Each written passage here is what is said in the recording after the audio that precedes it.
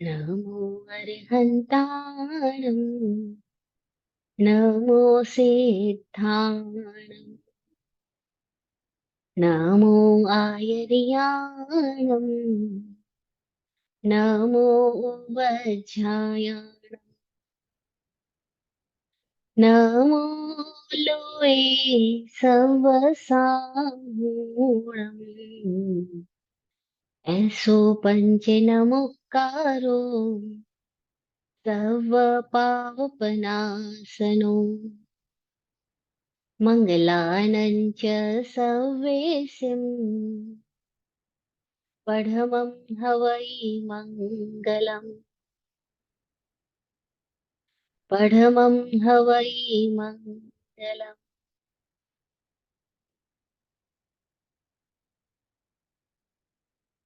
चरम तीर्थेश समण भगवान महावीर स्वामी को भावमय वंदन नमन। चतुर्विध तीर्थ को प्रणाम। समस्त भव्य आत्माओं की भव्यता को प्रणाम। श्रुत महोदधि प्रज्ञा सागर वाचक उमा स्वाति जी की प्रज्ञा को प्रणाम। बोधि प्रदाता सन्मार्ग दाता सतगुरुदेव को प्रणाम। सतत मिल रही स्वस्तिगत सारी दुआओं सारे सहयोग के लिए सतत आभार आभार आभार।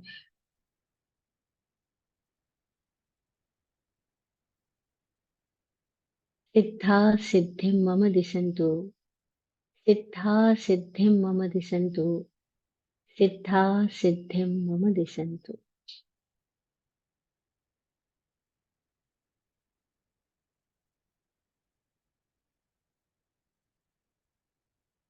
ओम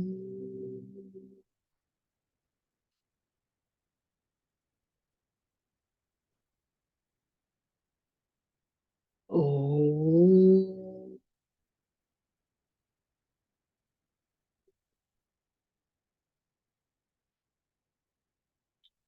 ओम।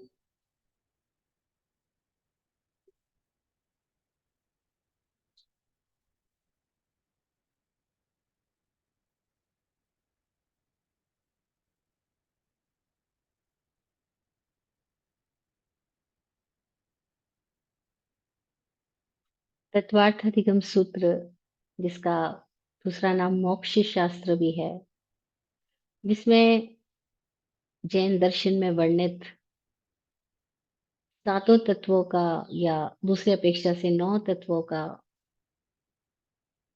और इस पूरे लोक स्वरूप का बंध से मुक्ति का विज्ञान एकदम संक्षिप्त सूत्रों में शैली में वाचक उमा स्वाति जी ने लिखा, गुम्फित किया। इस मोक्ष शास्त्र के पहले अध्याय, जिसका नाम ही मोक्ष मार्ग है, उस पहले अध्याय का आज हम अंतिम चरण को छू रहे हैं। इस पहले अध्याय में 35 सूत्र है, जिसमें से 33 सूत्र की बात हम कर चुके हैं। 33 लास्ट सूत्र, लास्ट सेशन में हमने ये बात की थी कि अगर हम अपनी प्रज्ञा का प्रयोग करें, अपने लोभ और मोह के प्रति सजग हो जाएं, तो हम सत्य और असत्य का विवेक कर पाएंगे। क्या सत्य है, एग्जिस्टेंशियल है, और क्या असत्य है, यानी इल्यूजन से। जो एग्जिस्टेंस है और जो इल्यूजन है, इन दोनों के बीच में भेद करना बहुत जरूरी है, बेहद जरूरी है।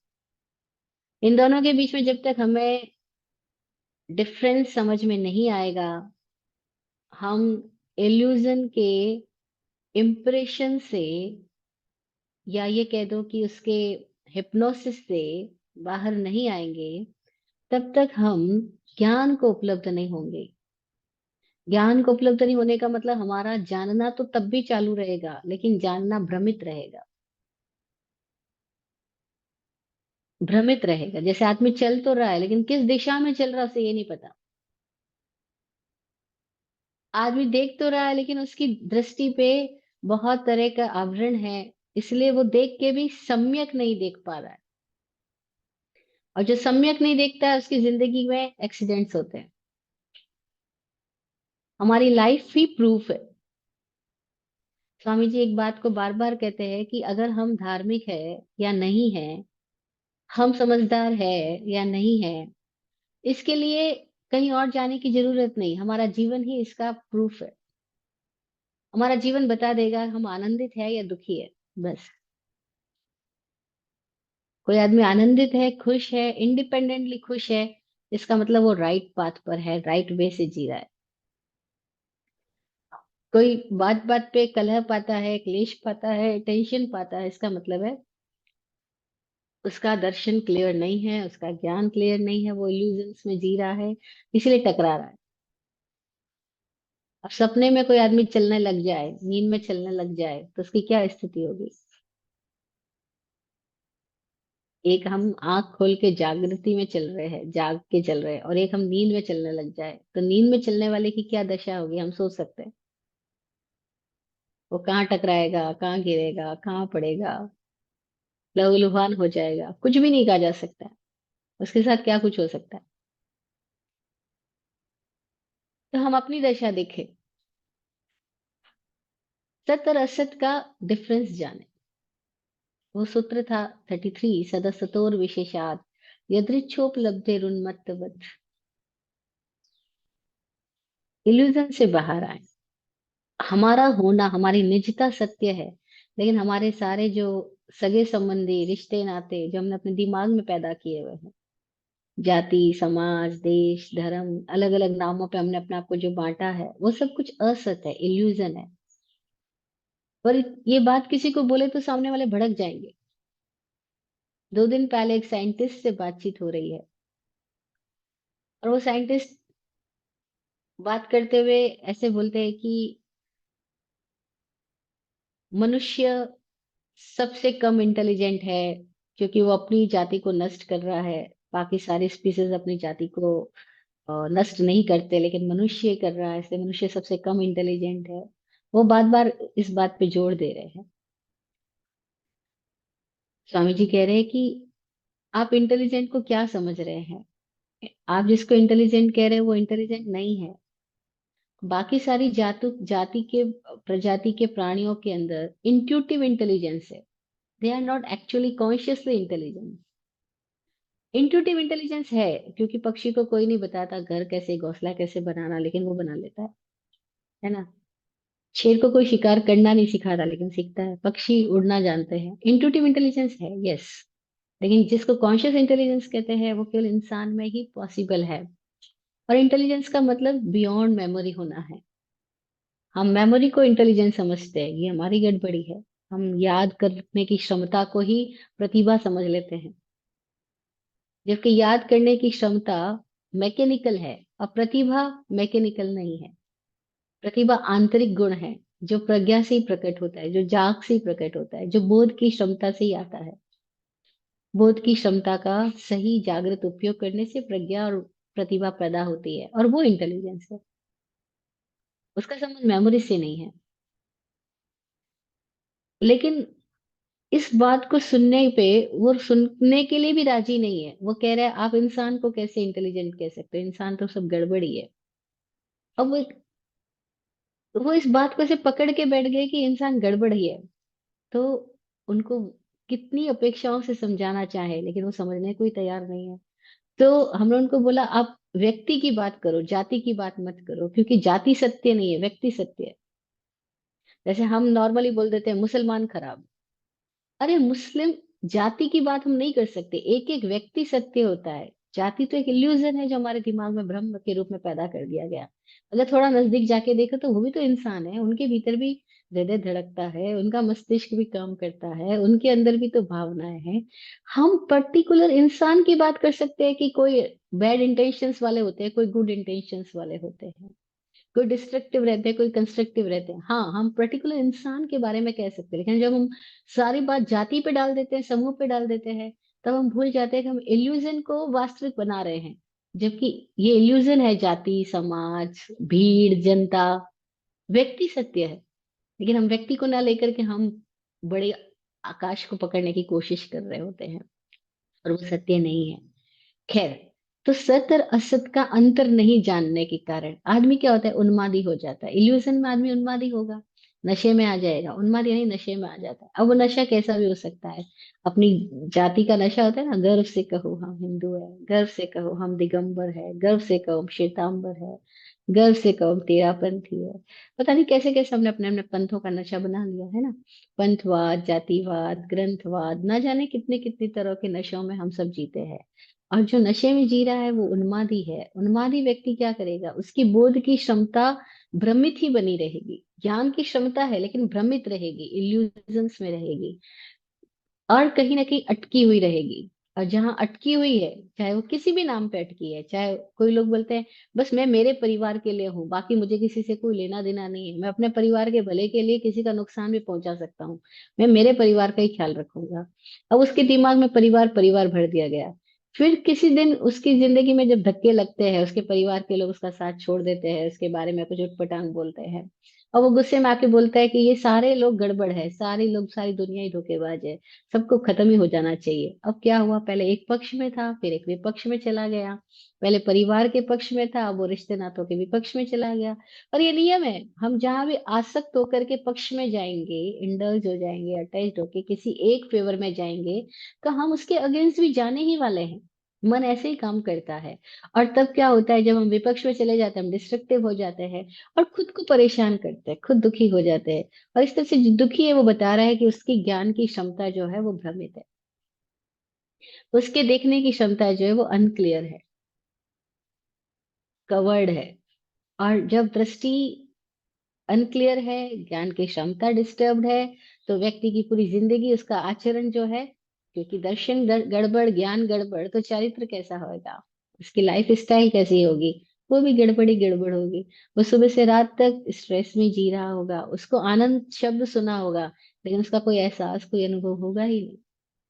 उसने फ्रीडम शब्द सुना होगा, लेकिन उसको फ्रीडम का कभी कोई एहसास नहीं होगा। ऐसे हम शब्दों से मान लेते हैं हमें एहसास है, लेकिन हमें कोई एहसास नहीं। खाली शब्दों में है फ्रीडम हमारे लिए, शब्दों में है आनंद हमारे लिए, शब्दों में है खुशी हमारे लिए, लेकिन जीवन में क्या है, हमारी शैली में क्या है, वो हर वक्त स्ट्रेस है, हर वक्त टेंशन है। और कई लोगों को तो खाली इस बात की टेंशन है कि आज किस बात की टेंशन करूं।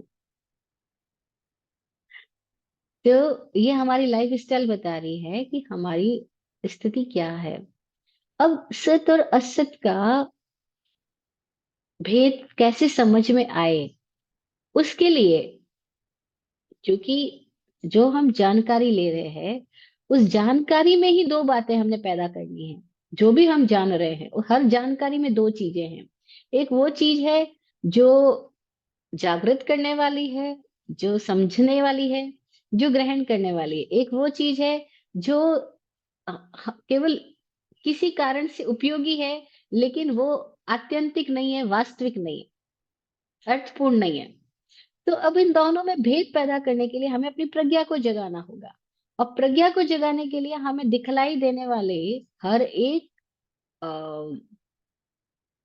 पिक्चर को, और सुनाई देने वाले हर एक शब्द को, इस सामने आने वाली हर एक स्थिति को समझने के लिए हमें बहुत तरह के व्यू पॉइंट्स अपने में डेवलप करने पड़ेंगे,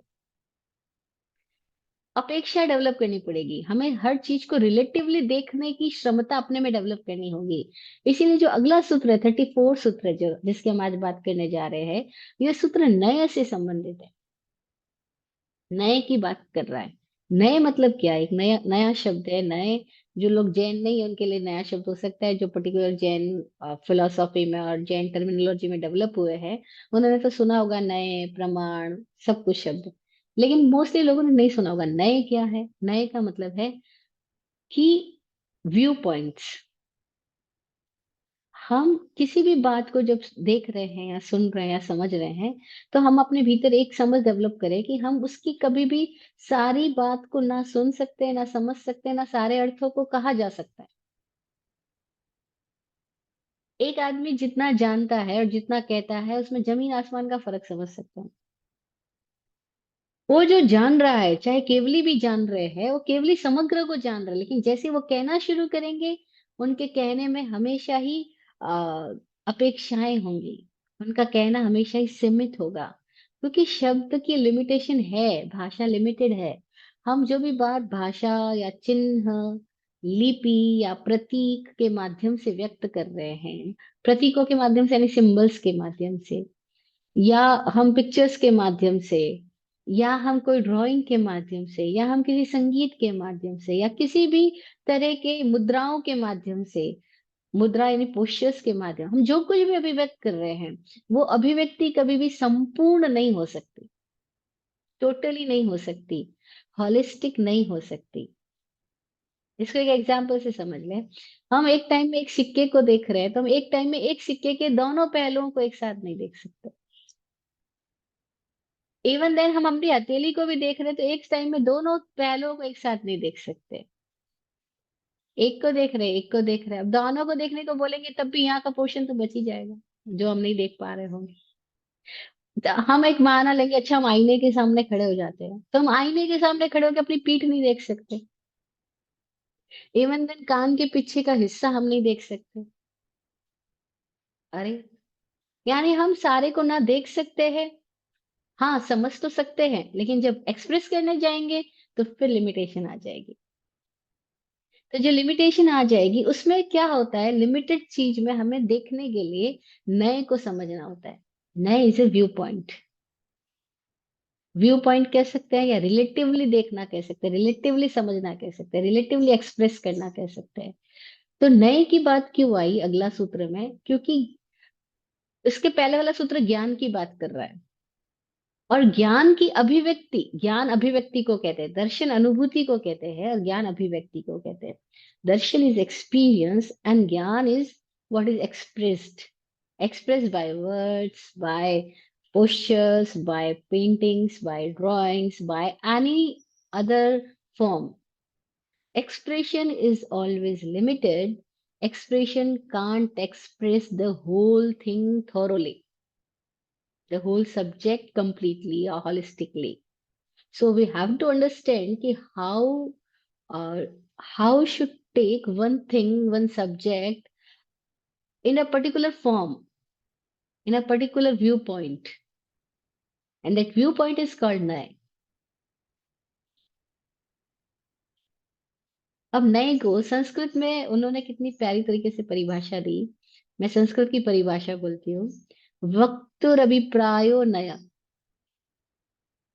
वक्ता का जो अभिप्राय है वह नए है। बोलने वाला है, वो किस अभिप्राय से बोल रहा है, उसको इस टाइम बोलने के पीछे क्या ऑब्जेक्ट है, क्या रीजन है, क्या पर्टिकुलर फॉर्म है, क्या वे है, हम उसके अभिप्राय को समझ ले तो वो नए हैं।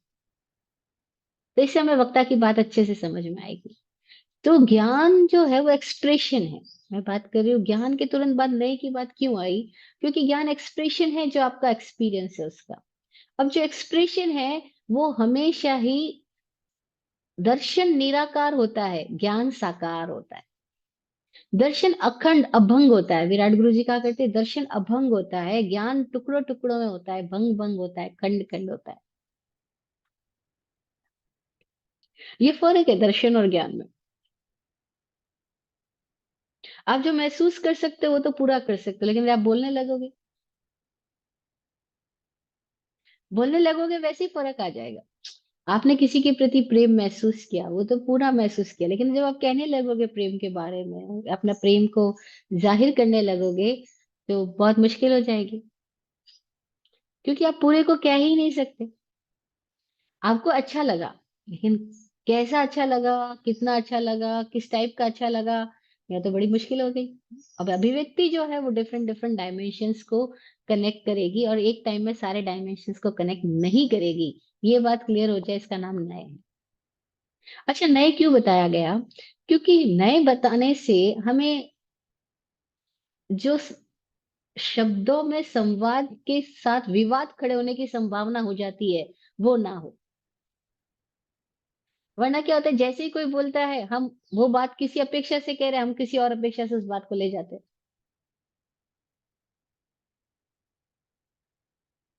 कोई बात किसी अपेक्षा से किसी कारण से कह रहा है। जैसे मैं बात बता रही हूँ, 2 दिन पहले हम साइंटिस्ट के साथ बातचीत कर रहे हैं एक, तो स्वामी जी बोल रहे हैं कि एक मेरा अ, अंतिम कार्य अभी बाकी है जो मुझसे होना है। साइंटिस्ट बोला आप कैसे बोल सकते हो ये अंतिम कार्य है, यहाँ तो कुछ बिगनिंग नहीं है, कुछ एंड नहीं है, ना प्रारंभ है ना अंत है, सारा कुछ ऐसा है। स्वामी जी कह रहे आप भी ठीक कह रहे हो, और मैं जो कह रहा हूँ मेरी अपेक्षा से मैं भी ठीक कह रहा हूँ। वो कह रहे लेकिन हमें आपकी बात माननी नहीं, तो हम कुछ भी तर्क पे ले जाएंगे। स्वामी जी बोले बिल्कुल सही, आप किसी भी तर्क पे लेके जा सकते हैं, लेकिन क्या आप उस तर्क को एंड करने की कोशिश करेंगे कि आप बात को क्लियर कर लें। वो कह नहीं मुझे करना ही नहीं। अब इसका क्या किया जा सकता है, इसको दुर्नय बोलते हैं, कि जो बात को किसी और जगह ले जाता है और बात को समझने की बजाय बात को उलझाने की कोशिश में लगा रहता है, उसको दुर्नय बोलते हैं। दुर्नय यानी नय को बुरी दिशा में ले गए, दुष्ट दिशा में ले गए। एक होता है सुनय, बात को सम्यक तरीके से सुनता है और उसके कॉन्टेक्स्ट में समझता है। जैसे कोई बोल रहा है आज बहुत गर्मी है, और वो जो बोल रहा है आज बहुत गर्मी है, हमें उसको कॉन्टेक्स्ट समझना पड़ेगा, वो कहाँ बैठा हुआ बोल रहा है। जिससे हम बात कर रहे हैं वो कहाँ बैठा हुआ बोल रहा है, क्योंकि वो तो बोल रहा है गर्मी, और जब वो आपसे पूछता है आप बोल रहे हो बहुत ठंड है। और वो बहुत ठंड बहुत गर्मी दोनों अपोजिट बात है, लेकिन दोनों एक ही टाइम में बिल्कुल सत्य है। क्योंकि जब हम कनाडा वाले से इस टाइम बात कर रहे थे, वो कह रहे बहुत ठंडी है। और अगर हम किसी और एक प्रांत में बैठे आदमी से बात कर रहे, चाहे राजस्थान के प्रांत में बैठे आदमी, वो कह रहा है गर्मी है अभी तो। अभी हमारे यहाँ ठंड शुरू नहीं हुई है, अभी तक तो पंखे चल रहे हैं, एसी चल रहा है, गर्मी है हमारे यहाँ तो दोनों बातें ठीक है, लेकिन हमें अपेक्षा देखनी पड़ेगी। इसको बोलते हैं हम कॉन्टेक्स्ट के साथ बात करें, हम फ्रेमवर्क के साथ देखें, हम रेफरेंस के साथ देखें, इसका नाम नए है। वक्तुर अभिप्रायो नए, वक्ता का अभिप्राय क्या है उसको उसके अभिप्राय से समझना होगा, वो नए है। जैसे आप सुबह मॉर्निंग वॉक के लिए निकले, आपको आपके फ्रेंड मिले, उन्होंने पूछा हाउ आर यू, आपने बोला ये मजा है, खूब मजा है। क्या, आई एम गुड। जो भी मजा तो बहुत थोड़े लोग बोलते हैं, जनरली लोग इतनी डिग्री में बोलते हैं I am good, I am well, है ना। कोई इतनी एक्सट्रीम डिग्री तक तो कोई थोड़े लोग जाते हैं। जैसे स्वामी जी को जब भी कोई पूछता है स्वामी जी कैसे हो, बोले मजा कर रहा हूँ मैं, enjoy. And what is the spelling of enjoying उनके लिए, नॉट ENJOYING, वो कहता है INJOYING, इंजॉइंग, इंजॉइंग। और वो जिस पिच पे बोलते हैं तो सामने वाला एकदम हैरान हो जाता है, अरे यार इतना एंजॉय कैसे कर सकता है वो यार, क्योंकि उनका तो एकदम हाई पिच पे वो बात कर रहे होते हैं, और बाकी सारे ओ आई एम गुड। अभी आपने अपने मॉर्निंग वॉक पे फ्रेंड को बोला आई एम गुड, लेकिन ठीक 1 मिनट बाद में एक डॉक्टर आपके सामने आ गया, जो आपका फैमिली डॉक्टर है, जैसे आप अभी इलाज चल रहा है आपका, उसने पूछा हाउ आर यू, और आपने कहना चालू कर दिया BP is low, migraine is all here, headache is here, कुछ भी XYZ। अरे अभी तो आप बोल रहे थे I am well I am good, और अभी क्या हो गया, क्योंकि अब सामने डॉक्टर आया तो कॉन्टेक्स्ट बदल गया है ना। अभी वैसे ही सामने कोई CBI का इंस्पेक्टर आ जाए तो कॉन्टेक्स्ट बदल जाएगा।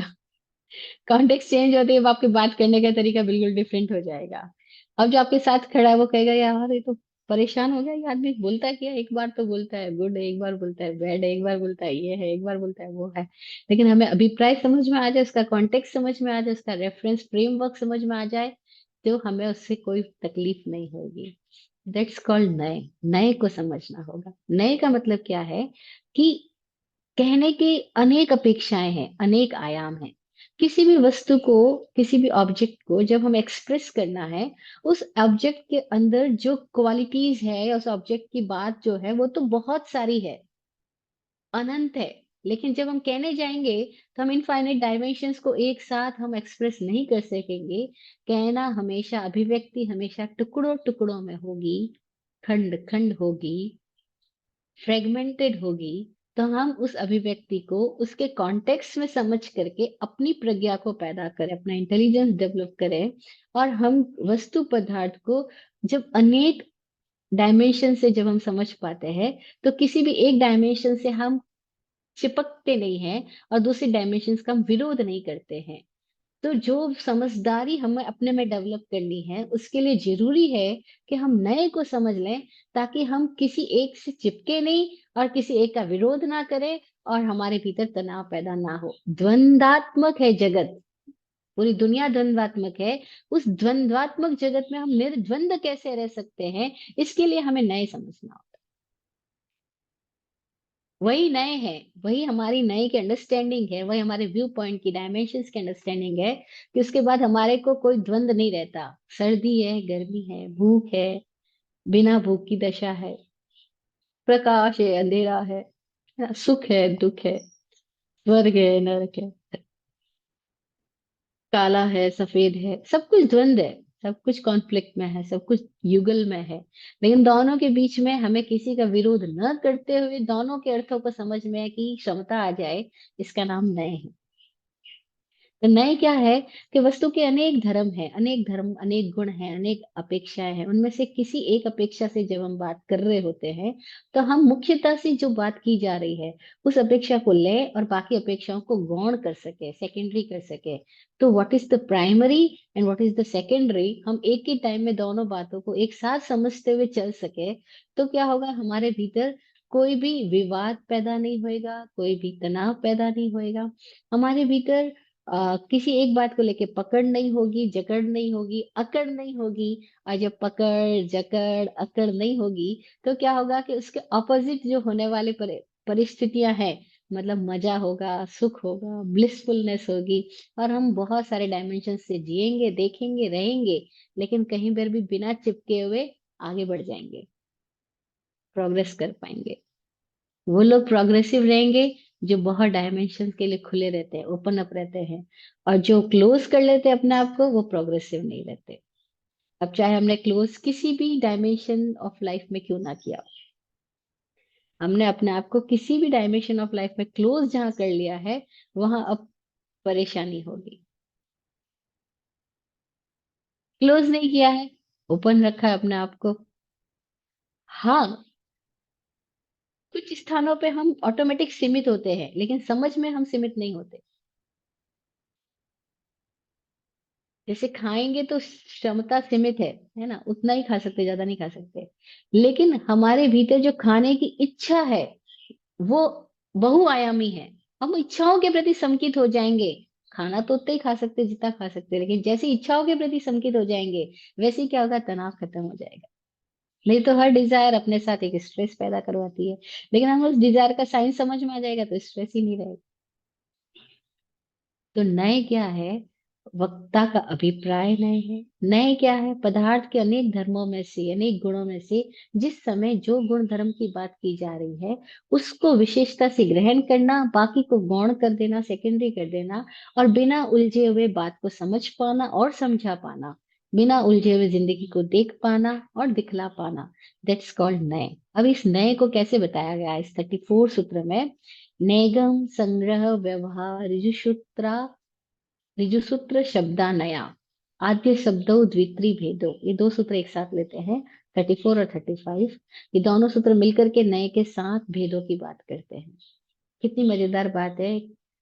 भगवान महावीर ने 7 भेदों वाले नए की बात हमें समझाई। कितना अद्भुत विज्ञान उन्होंने दिया।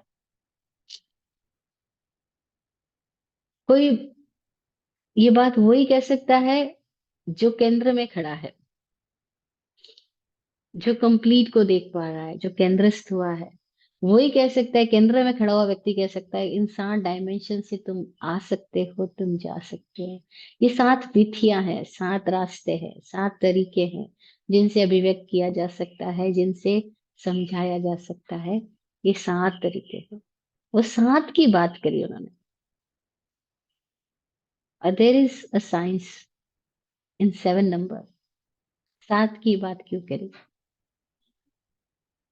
There is a science. वो जो सेंटर पे खड़ा है, वो देख रहा है कि हम मनुष्य जो है, वो जो मन के माध्यम से चीजों को लेते हैं और व्यक्त करते हैं, वो मन के भी 7 तल है। जिस फिजिकली पोजीशन में हम रहते हैं, उस फिजिकल बॉडी के भी लेवल 7 है। सात काया का शरीर है, सात काया है डिफरेंट डिफरेंट टाइप की, सात तरीके हैं बात विधियां, सात मार्ग है बात करने के, सात रंगों में सतरंगी है ये सृष्टि। और इन सातों रंगों को समानुपातिक कर दिया जाए तो श्वेत हो जाती है, सफेद हो जाती है। हमको स्कूल में बचपन में सिखाया गया ना, सात रंग की अलग अलग पट्टियां बनाओ समान रूप से, फिर सातों को एक साथ जोर से घुमाओ, तो वो सात रंग दिखाई नहीं देंगे, वो सफेद रंग दिखाई देगा। तो ये पूरी सृष्टि सतरंगी है। और इनको सबको जो सम होके देख लेता है वो श्वेत हो गया, सित लेशिया में आ गया, शुक्ल लेशिया में हो गया। उसके भीतर कोई भी तरह की पकड़ नहीं बची, पकड़ नहीं बची, जकड़ नहीं बची, आग्रह नहीं बचा, क्लेश नहीं बचा। तो सात नए की बात कही उन्होंने। सात नए को उन्होंने अलग अलग शब्द दिया, नामकरण दिया। क्योंकि हम बिना नाम के कैसे समझेंगे। हम जब शब्दों की दुनिया में जी रहे हैं तो हमें बात शब्द से ही करनी होगी, नाम से ही करनी होगी। हम जहाँ खड़े हैं, उस पोजीशन पे हमको समझाने के लिए उन्होंने सात नाम दिए। सात नामों को हम पहले सुन ले, जो सात नए कहलाते हैं। पहला है नेगम नय, दूसरा संग्रह नय, तीसरा व्यवहार नय, चौथा है ऋजु सूत्र नय, पांचवा है शब्द नय, छठा है समभिरूढ़ नय, और सातवां है एवं भूत नय। ये सात नय की बात कही। नेगम संग्रह व्यवहार ऋजु सूत्र शब्दा नया, आद्य शब्दो द्वित्री भेदो। 35वां सूत्र कह रहा है आद्य शब्दो द्वित्री भेदो। आद्य यानी पहला, नगम नय के दो भेद है, और लास्ट शब्द नय के तीन भेद है। इस तरह से पहले सूत्र में चार नए की बात करी, और दूसरे में उनके भेद मिला करके सात नए की बात करी।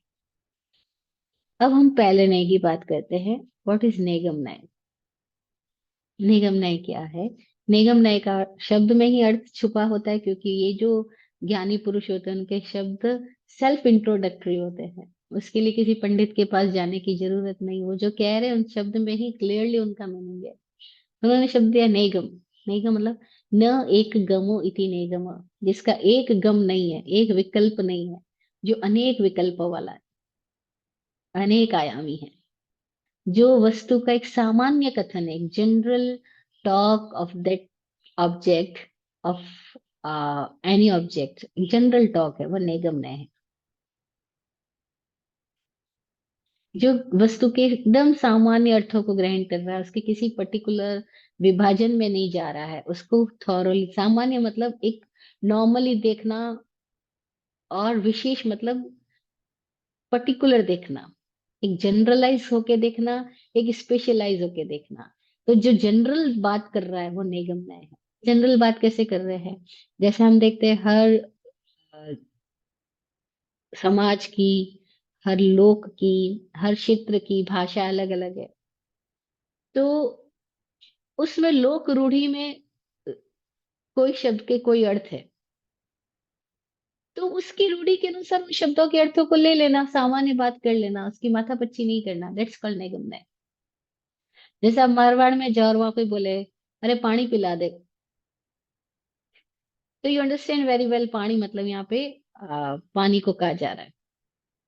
अब कोंकण में पानी को पिच कह रहे हैं, कोई एक जगह पे वाटर बोल रहे हैं, कोई एक जगह पर उसको जल बोल रहे हैं, कोई एक जगह पर उसको पानी बोल रहे हैं।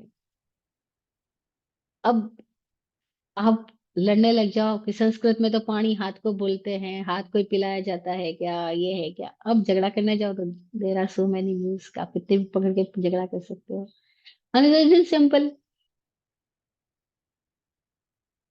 वो क्या था, पढ़ा लिखा था जवाई, और गांव में पहली बार आया अपने ससुराल। अब वो अपना पढ़ा लिखा है, थोड़ा बहुत जो इंग्लिश जानता है उसको छांटेगा तो सही, क्योंकि वो ससुराल में आया है तो अपना रुतबा तो बताएगा। अब रात को पकोड़े वकोड़े खिलाए ससुराल वालों ने, मजे से खा लिया, सो गया। खाट खाट बिछी होती थी गांव में, बाहर खाट बिछाते हैं, चारपाई बिछाते, पलंग डाल देते हैं, उस पे सो जाते सारे लोग। तो वो भी एक पलंग पे सोया हुआ है, आसपास उसके सारी फैमिली के लोग सोए हुए हैं, सास है, ससुर है, और सब कुछ जो भी उसके पत्नी और परिवार के लोग सो रहे हैं। और वो आधी रात नींद में से उठ के बोलता है वाटर वाटर वाटर लाके दो, वाटर लाके दो। लोग बोले यार ये क्या मांग रहा है, जमाई जी कुछ मांग भी रहे हैं लेकिन इनको दें तो दें क्या। और वो वाटर मांग रहा है, वो तो वाटर सब समझते ही नहीं है, वो क्या करे। बोल रहे हैं, क्या लाके दे आपको, क्या लाके दे। बोल रहे वाटर चाहिए, वाटर चाहिए। उनको सब कुछ समझ में नहीं आया। और फिर वो नींद में से उठा एकदम, क्योंकि पकोड़े खाए, प्यास लगी है, वाटर मांग रहा है, लेकिन वाटर क्या है उनको समझ, गांव वालों को ये समझ ही नहीं, वाटर मांग रहे, वाटर है क्या, वाटर कहाँ से लाके दो। अब ये वाटर क्या चीज होती है, वो अपना माथा खुजला रहे हैं, वाटर क्या, वाटर क्या, कुछ समझ में नहीं आ रहा।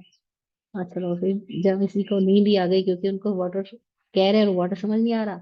सुबह हुई, थोड़ी आंख खोली, फिर वापस में वो फिर बोले वाटर चाहिए, और इधर उधर देखा तो उनके चारपाई के नीचे ही पानी का लोटा भर के रखते हैं गांव में लोग, कि भाई रात को किसी को प्यास लगेगी तो लोटा भर के रखा हुआ है कवर करके। तो उन्होंने उठाया और हाँ वाटर मिल गया। तो ससुर बोले, सास बोली, अरे वाटर वाटर करता मर गया, खाटला नीचे पानी। ये कैसे जवाई है, वाटर वाटर करते मर गए, पूरी रात वाटर वाटर करते रहे, खाटला नीचे पानी पड़ा, उनको पानी नहीं दिखता। अब उनको क्या पता पानी को वाटर कहते रहे, वाटर मांग रहे हैं, पानी मांग रहे हैं। तो दिस इज नेगम नए। बात के सबकी रूढ़ी अलग अलग है, शब्द अलग अलग है। हमें उनका अर्थ समझना होता है, ये किस अर्थ में ये बात कह रहे हैं, है ना। मेरे साथ हुआ, गोचरी लेने जा रही थी उधर बालोतरा के एरिया में। तो पहली बार मैं गई, वो लोग बोलते हैं गोचरी के लिए कि भाई नवात ले लो। मैंने कहा "ये नवात क्या होता है, मुझे तो नवात पता ही नहीं, नवात क्या होता है। तो हम आपस में बात कर रहे ग्रुप में, यार ये नवात क्या होता है। फिर कोई मिलने आए, उनसे हमने पूछा ये नवात किसको बोलते हैं आप। बोलते मिश्री को नवात बोलते हैं। मैंने कहा हमने अर्थ लगा रहे न वात, जिसमें वायु न जा सकती हो, वो नवात है। पर ये है क्या ये नहीं पता, हम संस्कृत से अर्थ लगा रहे वो कह रहे नवात ले लो। तो हमें उनके शब्दों में जाना, उनके अर्थों में जाना होगा। तो जब हम किसी वाच्य और वाचक, जो बात कही जा रही है और जो बात कह रहा है, उसके संबंध को प्रॉपरली समझ करके जब समझते हैं तो इसको नेगम नय कहते हैं। और ये हम सामान्य जनरलाइज टॉक कर रहे हैं, जनरल वे में बात ऐसे की जाती है। जब जो जहाँ की बात कर रहा है हम उसको उसके कॉन्टेक्स्ट, उसके फ्रेमवर्क में समझ ले, तो हमको कोई प्रॉब्लम ही नहीं होगी, है ना। अब जैसे नहीं तो लड़ने वाले कैसे भी लड़ सकते हैं। एक महिला गेहूं लेके जा रही है, आप उनसे पूछो क्या करने जा रही हो, बोले आटा पिसवाने जा रही हो। अब आप लड़ सकते हो, कितनी पागल महिला है, आटा कैसे पिसवाएगी। जब गेहूं पिस जाएगा उसका नाम आटा है, और ये कह रही आटा पिसवाने जा रही। लेकिन यू अंडरस्टैंड कि इट्स ओके, वो गेहूं पिसवाने जा रही लेकिन उसको बोलते हैं आटा पिसवाने जा रही, इट्स ओके। ऐसे ही आप राह में चल रहे हो, रास्ते से पूछ रहे हो, अरे भाई ये सड़क कहाँ पे जाती है। सामने वाला पागल है क्या, सड़क कहीं नहीं जाती, वो कल भी यही थी, आज भी यही है, कल भी यही रहने वाली, सड़क तो यहाँ की रहने, तो जाना तो तुझको है, तो काय को बोल रहा है सड़क कहाँ पे जाती है। अब लड़ना है तो ऐसे लड़ लो, और समझना है तो समझ लो सड़क कहाँ पे जाती है, मतलब ये किस डायरेक्शन में, कौन से गांव पे पहुंचाएगी, कौन सी सिटी की और कनेक्ट कराएगी, ये रास्ता मुंबई जाएगा कि नहीं जाएगा। लेकिन हम लड़ भी सकते हैं, हम समझ भी सकते हैं। तो जो समझ लेता है उसको प्रॉब्लम नहीं है, जो लड़ना चाहे वो लड़ता जाए, ऐसे। तो निगम नहीं क्या है, वस्तु का सामान्य अर्थों को ग्रहण करना, सामान्य कथन करना, जिसका एक गम नहीं, जिसके अनेक अभिप्राय है, बहुआयामी है, बहुत तरीके, जितनी भी हम बात कर रहे हो सब निगम नय में आ सकती है, क्योंकि निगम नय का क्षेत्र बहुत व्यापक है। जो कुछ भी कहा जा रहा है वो सब कुछ निगम नय है, क्योंकि अनेक अर्थों में लिया जा सकता है, लेकिन हमें जब जिस देश काल के अनुसार हमें वो बात समझ में आ जाए तो बड़ा मजेदार बात है। ये जो निगम नय है, ये वस्तु की भूत पर्याय और भावी पर्याय दोनों को साथ में लेकर के बात करता है। ये वस्तु की पर्याय में नहीं बांटता है, ये द्रव्यार्थिक नय है, द्रव्यार्थ यानी एकदम जनरलाइज वे में बात कर रहा है, उसके फॉर्म्स में डिस्ट्रीब्यूट नहीं कर रहा है। तो ये ऐसे कह सकता है जैसे कोई आदमी संकल्प ले रहा है कि मैं चुनाव लड़ूंगा और प्रधानमंत्री बनूंगा। तो कोई उसको पहले से कहते हैं अरे ये तो प्रधानमंत्री है, तो निगम ने कह इट्स ओके, क्योंकि वो प्रधानमंत्री पद के लिए लड़ रहा है ना, तो हम बोल सकते हैं प्रधानमंत्री है। ऐसे ही कोई आदमी मुंबई का टिकट लेके ट्रेन में बैठ गया है, और घर वालों ने पूछा कहाँ गया, बोले मुंबई गया है। और अभी तो ट्रेन में बैठा है, अभी तो ट्रेन चली भी नहीं है, या चल भी पड़ी है तो रास्ते में है, लेकिन हमने बोल दिया मुंबई गया। तो कोई लड़ सकता है अभी गया कहाँ है? अरे भी गया क्योंकि वो मुंबई का संकल्प लेके घर से निकला है, तो मुंबई गया। कोई डॉक्टर बनने का संकल्प लेके डॉक्टर की पढ़ाई कर रहा है, तो हम उसको बोलते हैं अरे डॉक्टर साहब। वो बोलेगा अरे अभी तो मेरे को 5 साल पढ़ाई में लगेंगे, 5 साल के बाद भी पास होऊंगा नहीं होऊंगा, डॉक्टर की पोस्ट मिलेगी नहीं। लेकिन हम उसको पहले से डॉक्टर साहब बोलते हैं। तो इट्स ओके, डॉक्टर साहब बोला जा सकता है, क्योंकि उसके अंदर संकल्प है ना डॉक्टर बनने का, वो डॉक्टर की पढ़ाई कर रहा है, तो हम उसको डॉक्टर साहब बोल सकते हैं। दैट्स कॉल्ड नैगम नैग, लड़ना नहीं है इसमें। सिंपल सी बात है, वो संकल्प लेके वो काम कर रहा है, इसलिए हम उसको डॉक्टर बोलते हैं। ऐसे राजा के घर में बेटा पैदा हुआ, अरे भावी राजा आ गया, राजकुमार आ गया। अभी तो वो छोटा बच्चा है, लेकिन हमने उसको राजकुमार कह दिया। ऐसी जो सिद्ध है वो अरहंत होने वाले हैं, तो हमने उसको अरहंत कह दिया, है ना। जो मुक्त हुए वो निर्वाण को पाने वाले हैं, तो भी हमने उनको मुक्त पुरुष बोल दिया, परमहंस बोला, निर्वाण में बोला।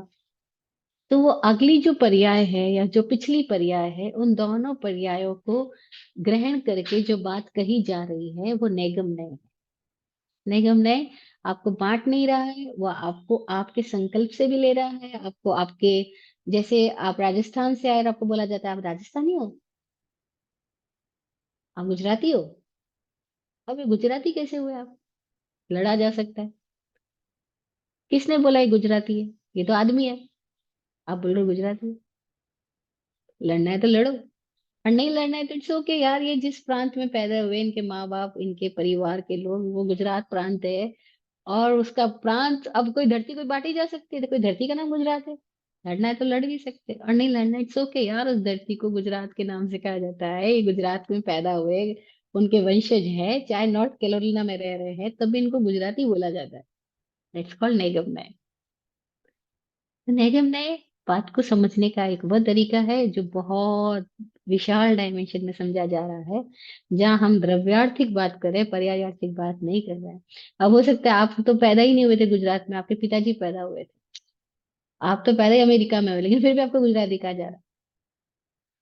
तो यू कैन से हाँ इट्स ओके, क्योंकि मैं जिस जगह से आ रहा हूँ, जिस पीढ़ी से आ रहा हूँ, वो पीढ़ी मेरी गुजरात से यहाँ पे आई है, तो हाँ मैं गुजराती हूँ, हाँ मैं इंडियन हूँ।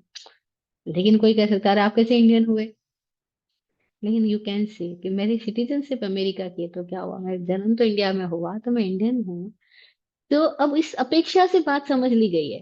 अब मैं इतने सारे एग्जाम्पल इसलिए दे रही हूँ, क्योंकि अभी तक भी हम पढ़े लिखे लोग भी इन बातों पे लड़ रहे हैं। मतलब we are educated, we are so called educated, not really educated, क्यों एजुकेटेड होते तो लड़ते क्यों। लेकिन we are so called educated लोग भी इन बातों पे भेद करते हैं, जाति, बिरादरी, गांव, देश, प्रांत, नाम। अरे भाई ये सब सामान्य रूप से कथन है, लेकिन इससे आदमी की पता नहीं चलता। आदमी आदमी है। लेकिन हाँ, कहने के लिए जाति का नाम लिया जाता है, ऐसे कहना तो पड़ेगा, नहीं तो कहेंगे कैसे, कुछ तो भी कहना ही पड़ेगा। भैया कह देंगे हम सब मनुष्य है, लेकिन फिर भी कहना तो पड़ेगा भाई ये पुरुष है, ये स्त्री है ना। तो ये नैगम नय का एग्जाम्पल। अब दूसरा, नैगम नय के दो भेद बताए गए, क्योंकि अगला सूत्र बोल रहा है आद्य शब्दो द्वित्री भेदो। आद्य के यानी पहले के दो भेद है, और शब्द नय के तीन भेद है। तो आद्य यानी नैगम नय, नैगम नय के दो भेद है। दो भेद क्या क्या है? तो जानकार लोगों ने इसको दो भेद में बताया, समग्र ग्राही निगम नय और देश ग्राही निगम नय। समग्र ग्राही का मतलब होता है जो संपूर्ण को ग्रहण करके कह रहा है, जैसे हमने बोला मनुष्य है, समग्र ग्राही हो गया। फिर देश ग्राही निगम नय, फिर हमने बोला ये गुजराती मनुष्य है, गुजराती मानुष्य है। फिर बोला हम मराठा है ना, हम पंजाबी है। अब वो देश को कथन कर रहा है, टुकड़ों में बात कर रहा है। तो समग्र कंप्लीट को बात, जैसे कि आप किसी दुकान पे जाते हो, भाई गेहूं देना, तो समग्र ग्राही बात हो गई। गेहूं मतलब गेहूं, बहुत गेहूं जातियों के गेहूं हो सकते हैं, बहुत किस्म के गेहूं हो सकते हैं। There are so many types of गेहूं, वीट। लेकिन आपने बोला गेहूं देना, इट्स ओके। लेकिन फिर आपने बोला शरबती गेहूं देना, लाल गेहूं देना, सफेद गेहूं देना, काला गेहूं देना। अब बात अलग अलग हो गई, देशग्राही हो गया, टुकड़ों में बात हो गई। तो है तो गेहूं निगम नहीं की बात है, आपने बोला गेहूं देना, आपने बोला ये सब सिद्ध आत्मा को प्रणाम। अब यार देखो, ये यार सारी सिद्ध आत्मा, हम कहाँ सिद्ध हुए? आप काहे को बोल रहे हो हमें सिद्ध आत्माओं को प्रणाम, हम तो सब बंधे हुए हैं। अरे भाई तुम सबके भीतर वो योग्यता है कि सिद्ध होने वाले हो, तुम सब सिद्ध स्वरूपी हो, तुम सब मुक्त स्वरूपी हो, तो अंदर का सिद्ध आत्माओं को प्रणाम, भव्य आत्माओं को प्रणाम। अब झगड़ा किया जा सकता है, भव्य आत्मा कैसे बोल दी, देश समग्र ग्राही बात कर रही है तो वो भव्य आत्मा बोल रही है। ये बात अलग है, अब देश ग्राही कोई कभी जाता है मुक्त होता है, कोई नहीं होता है, कोई कैसे होता है, वो सबकी डिफरेंट डिफरेंट स्थितियां होंगी। लेकिन जो मोटा मोटी बात कही जा रही है, जैसे जब ज्ञानी जेल सिंह हुए, अपने भारत के प्रधानमंत्री हुए शायद, कि राष्ट्रपति हुए, तो अब ज्ञानी जेल सिंह तो सरदार है, तो बोलते सबको सत श्री अकाल, सत श्री अकाल। अब वो चले गए अमेरिका में, बड़ी सभा के अंदर सबको उनको संबोधन करना है, तो पूरी सभा में कैसे संबोधन करें, तो उन्होंने बोला सत श्री अकाल, copy to all.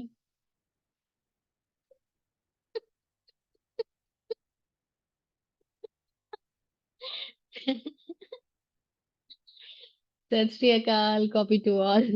That's called समग्र ग्राही निगम। में एग्जाम्पल देने के लिए बात कर रही हूँ, जो संपूर्ण को एक साथ ग्रहण कर रहा है, कॉपी टू ऑल। देशग्राही पर्टिकुलर बात कर रहा है, पर्टिकुलर देश की बात कर रहा है, पर्टिकुलर कोई एक थोड़ा सा फ्रेम आया, थोड़ी सी बात, जैसे हमने बोला घड़ा देना, दैट्स ओके, घड़ा दो, लेकिन फिर हमने बोला नहीं नहीं घी वाला घड़ा, कि पहले लोग घड़ा घी कभी घड़े में रखते थे ना, तो घी वाला घड़ा देना, पानी वाला घड़ा देना, या पीतल का घड़ा देना, या सोने का घड़ा देना, अब वो अलग अलग बातें हो गई, लेकिन हमने कहा घड़ा देना, इट्स ओके, समग्र बात है। फिर देश बात है ना। तो समग्र ग्राही, देश ग्राही, इसको सर्व परिक्षेपी और देश परिक्षेपी भी कह सकते हैं। शब्द अलग अलग है, अर्थ एक ही है, कि आप बड़ी पिक्चर को ले रहे हो या उसके छोटे टुकड़े को, ट्रेलर को देख रहे हो या पिक्चर को देख रहे हो, इतनी बात है। जैसे लोग बात नहीं, अरे ये तो ट्रेलर है, पिक्चर अभी आनी बाकी है। तो पिक्चर आनी बाकी, इट्स कॉल्ड समग्र ग्राही निगम नय, और ट्रेलर देख रहे हो, इट्स कॉल्ड देश ग्राही निगम नय। निगम नय के दो भेद बता दिए गए हैं, तो हमने अपनी लैंग्वेज में इसको समझ लिया, पंडितों की लैंग्वेज में तो इसकी और भी बहुत लंबी चौड़ी व्याख्याएं हैं, जो हम शॉर्ट में समझ रहे हैं कि भाई जिसका एक गम नहीं है, एक विकल्प नहीं है, वक्ता की बात कहने का वह तरीका जो बहुत विशाल अर्थों में बात कर रहा है, और जो एक जनरल बात कर रहा है, जनरल टॉक कर रहा है, तो हम जनरल टॉक को जनरल की तरह लें, स्पेशल टॉक को उसके अकॉर्डिंग समझें, तो हम झगड़ा नहीं करेंगे, वरना लोग जनरल टॉक में झगड़ा करने लग जाते हैं। जैसे किसी ने बोला जनता की जीत हुई, हम बोलते हैं यार जनता कहाँ जीती, जीता तो वो आदमी था जो उम्मीदवार खड़ा हुआ था, लेकिन वो उम्मीदवार जब जीतने के बाद लेक्चर देता है, सपोज मैं नरेंद्र मोदी और मैं जीत गया हूँ और मैं बोलता हूँ अरे ये मेरी जीत नहीं, ये आप सबकी जीत है, ये जनता की जीत है, और कोई झगड़ा करेगा, जीते तो खुद हो। हाँ, किस किस बाती से जीत गए, आपने क्या क्या किया जीतने के लिए, और अब आप बोल रहे हो जनता की जीत है। कोई झगड़ा भी कर सकता है, और कोई निगम नय का एग्जाम्पल लेके समझ सकता है, ओ इट्स ओके, चाहे वो जीता है लेकिन वो जनता का प्रतिनिधि है ना, तो उसने अपने आप को जनता बोल दिया।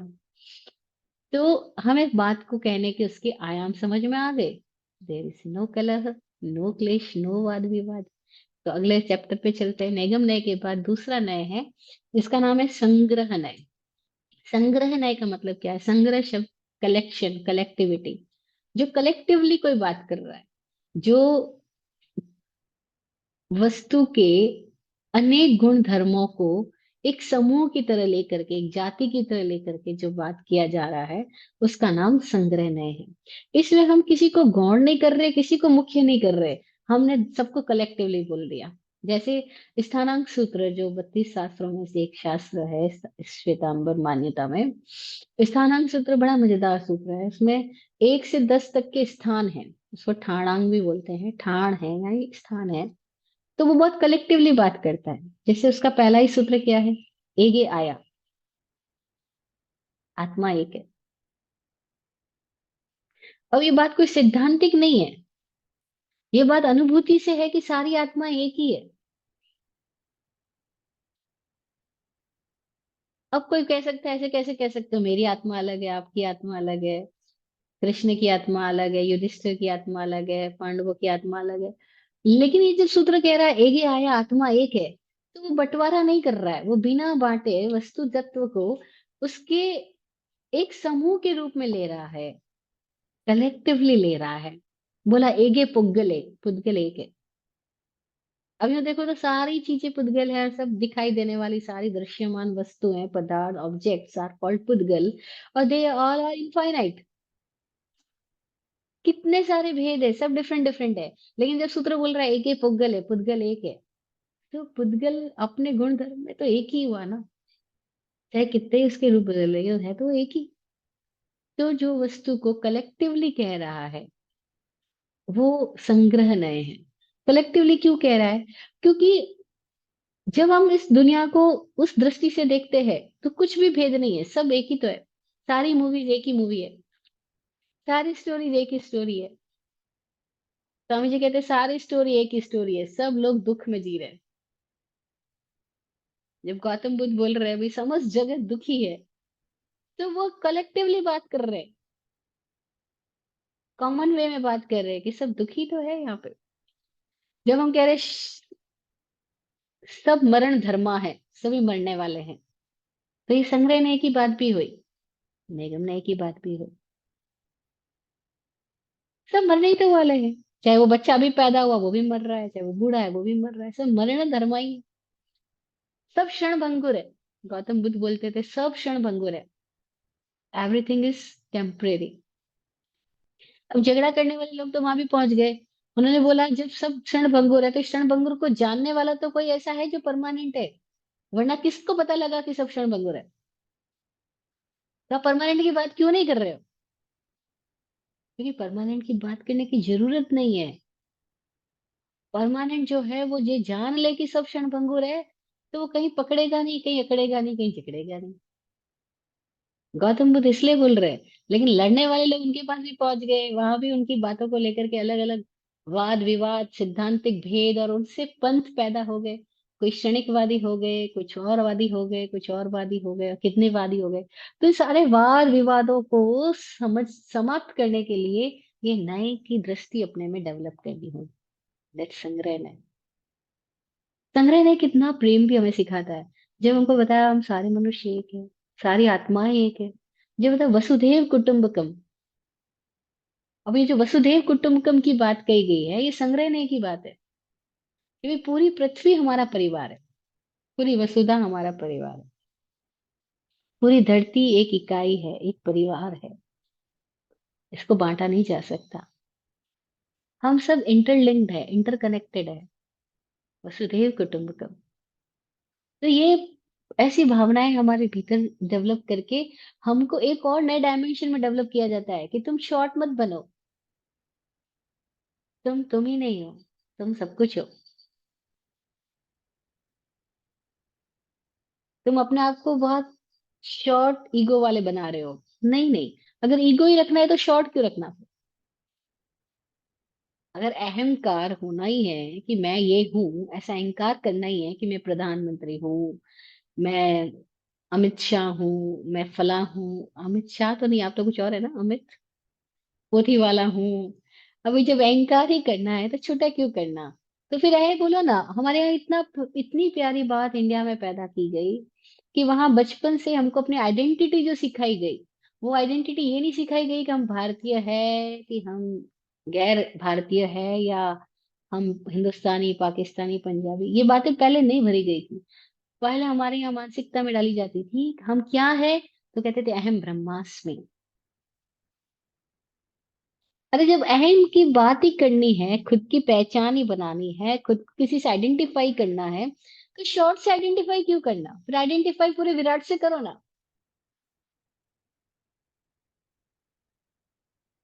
तो जो विराट से आइडेंटिफाई कर रहा है वो क्या बोल रहा है? अहम ब्रह्मास्मि, मैं ही ब्रह्म हूँ, मैं ब्रह्म हूँ, मैं ही अस्तित्व हूँ, अस्तित्व ही मैं हूँ। अरे वाह! जब अहम ब्रह्मास्मि की बात आ जाएगी तो हमारा आइडेंटिफिकेशन कैसा हो गया? पर हम टुकड़ों टुकड़ों में थोड़ी बटेंगे, तो हम तो कह रहे हैं हम ही विराट है, वसुधैव कुटुंबकम। दैट्स कॉल्ड संग्रहणय। कलेक्टिवली बात को कहना, कलेक्टिवली समझ पाना। और जो कलेक्टिवली समझ पाएगा फिर उसके साथ इतना मजा हो जाएगा कि वो किसी को तोड़ेगा नहीं, किसी को काटेगा नहीं, किसी को मारेगा नहीं। उसकी आत्मा फैल भी जाएगी, व्यापक भी हो जाएगी, और उसकी आत्मा सब में समाहित भी हो जाएगी, घुल मिल भी जाएगी, समाप्त भी हो जाएगी। तो जो पूरा फैल जाएगा वो पूरा विलीन हो जाएगा। नहीं, जब पानी भाप बन जाता है तो फैल गया, और फैलने के साथ ही वो विलीन भी हो गया, वो पानी नहीं रहा। कितनी मजेदार बात है। जब हम फैल जाते हैं हम विलीन हो जाते हैं, जब हम सिकुड़ जाते हैं हम बन जाते हैं, हम बन जाते हैं। और जब बन जाते हैं तो हमारा बननापन हमें ही कष्ट डालता है, हमें ही दुखी देता है, क्योंकि फिर हमारा बनना दूसरे बननेपन के साथ में झगड़ा करता है। तो अहम ब्रह्मास्मि, एक ही आया, एक ही पुद्गल, एक में ही सब कुछ समा गया। एक नूर से सब जग उत्पा, एक नूर से सारा जगत पैदा हुआ। अब ये बात को हम खींचतान ना करें, इस बात को समझ लें कि हाँ, एक नूर से सारा जग पैदा हुआ, यानी सब एक ही है। ये संग्रहने की बात। अब यहाँ पहुंच जाते पंडित लोग, वो कहते हैं कैसे एक नूर से पैदा हुआ, कैसे एक आत्मा है, तुम गड़बड़ बोल रहे हो। मैं दुखी हूँ तुम सुखी हो, तो आत्मा अलग अलग हुई कि नहीं हुई। अब वो पंडित पहुंच जाएंगे झगड़ा फैलाने के लिए इस एक शब्द पे भी। और समझदार, समझदार को इशारा काफी, word is enough for intelligent. वो समझ जाएगा कि हाँ, एक नूर से पैदा हुआ, इसका मतलब क्या है ना।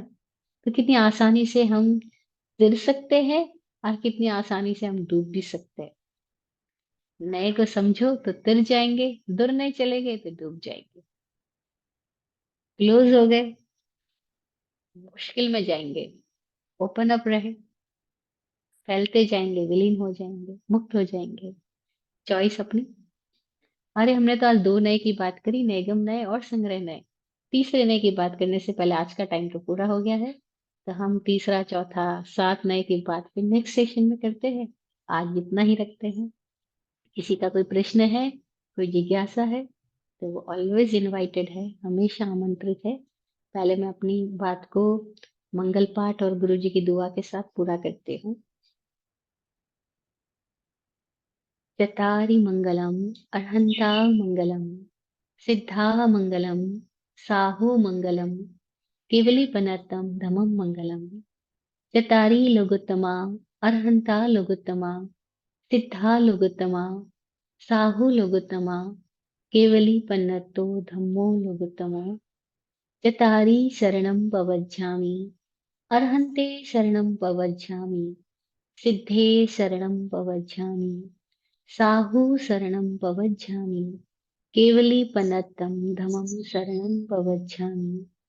आप फूलो फलो, हो जिंदगी मखमल मुलायम, आपकी हर खुशी पे है हमारी जान सदके। दुआ करते हैं चुपचाप, दिल की थाप से हम, रहे जाते नवाजे, हर घड़ी अरमान सबके।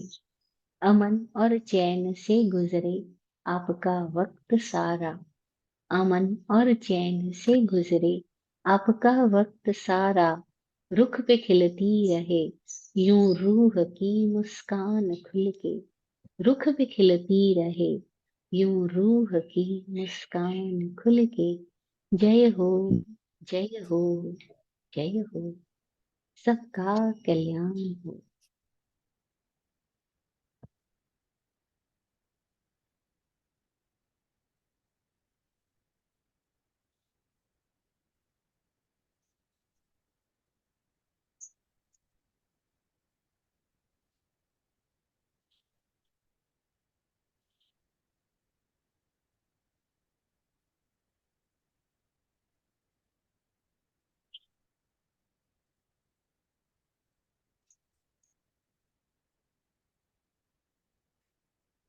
Yeah, thank you, thank you।